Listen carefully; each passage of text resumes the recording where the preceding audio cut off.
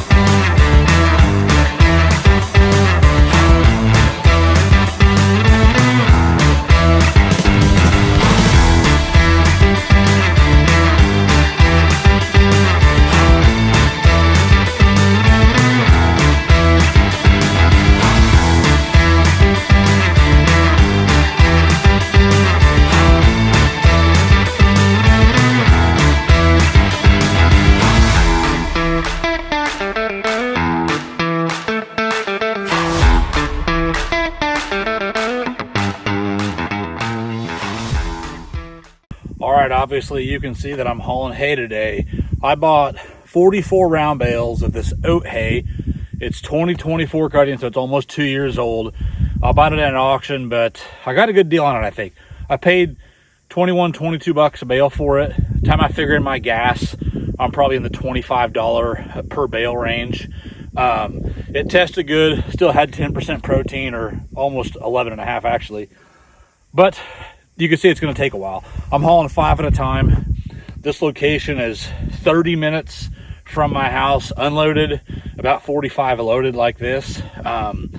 So why am I buying this? Why didn't I just buy something more local? Why didn't I buy 2026 hay after they cut it this year? The reason is I'm nervous. I'm nervous of what the hay prices are going to be. Look at fuel right now. Gas is $4 a gallon. Diesel is $5 to $5.50 a gallon. And we're dry. We're not getting much rain. We're behind about 2 inches from our average in this location right now. So my thoughts are, if we don't get more rain and the fuel prices don't drop, we might be looking at close to $100 a bale for some of this hay later on in the year. That's expensive. I think I'm going to need anywhere in the 80 to 100 bales this year. Because I'm feeding, 15 cows roughly, depends on how many calves we have on the ground. Right now I've got 40 sheep. I'm getting ready to send some to the market. But I'll have 20 ewes approximately that I'll breed back. So, if you do the math on that, it's going to be a lot of hay. And I'm kind of running some dry lot scenarios right now too, just because I overgraze part of my pasture. So that's why I'm hauling this hay. I'm going to take you along with me today as I journey back and forth. Hopefully this ride's okay. It's my 3rd trip so far of hauling 5 at a time. I've taken some 3 loads, but when I do the math, it's better for me to go slow at 5 as long as I can make sure it's strapped good.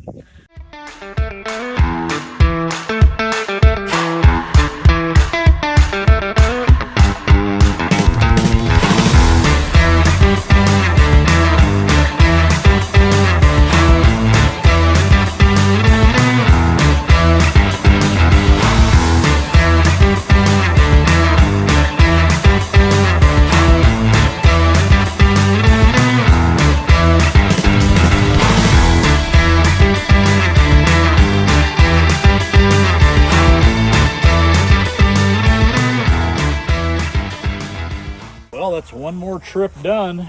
I don't know if you guys can see this from the camera. Let me turn it around. I've got some old hay equipment. You guys might have seen that equipment on a past video, I don't know. But so the skid steer you see me using, that belongs to my good friend Billy. So does this trailer. So thanks, Billy. Genuinely, thank you. You can't do it without you. Me and Billy went in a couple years ago and bought this hay equipment from my neighbor, and it's been sitting over here. We knew that it was going to take us a couple years to get started before we could cut hay. So maybe this year we'll be able to do it. I don't know. It's going to be a big learning curve for both me and Billy because we didn't grow up doing this.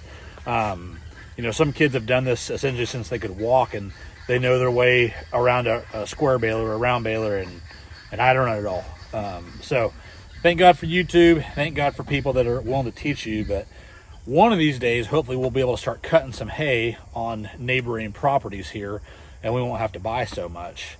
We'll see.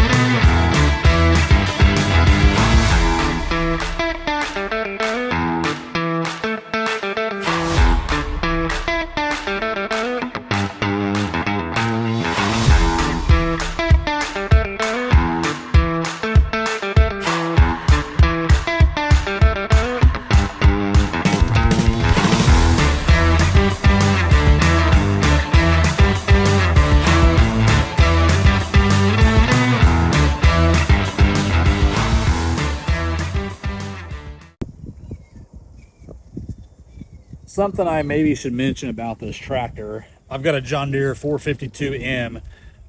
So I think the lift capacity is something like 1,600 pounds on the front end or something. I don't know exactly. You can look the specs up, obviously.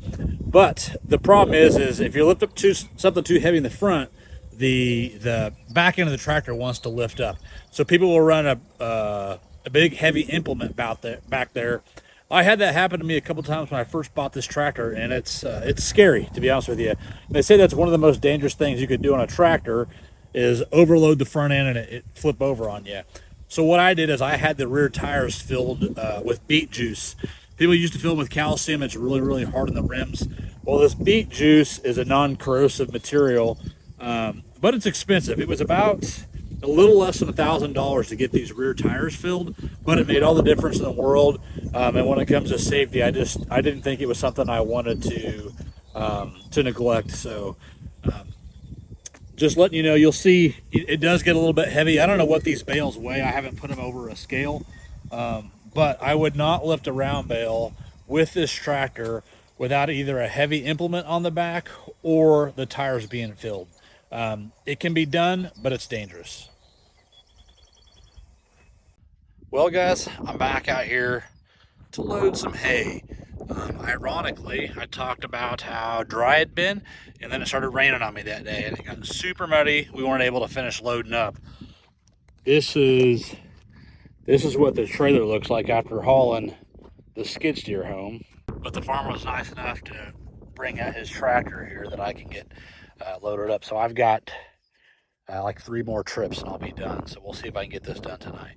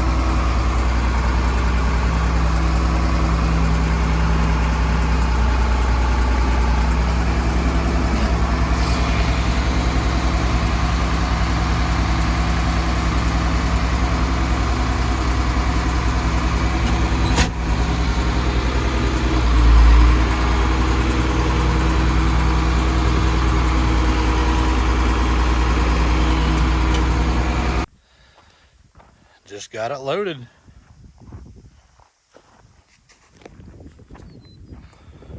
So 4430 runs good.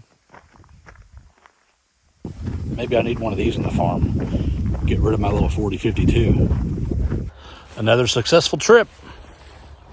That makes me at 31, I think. So I have 11 left to get, which kind of stinks because I can fit 5 at a time.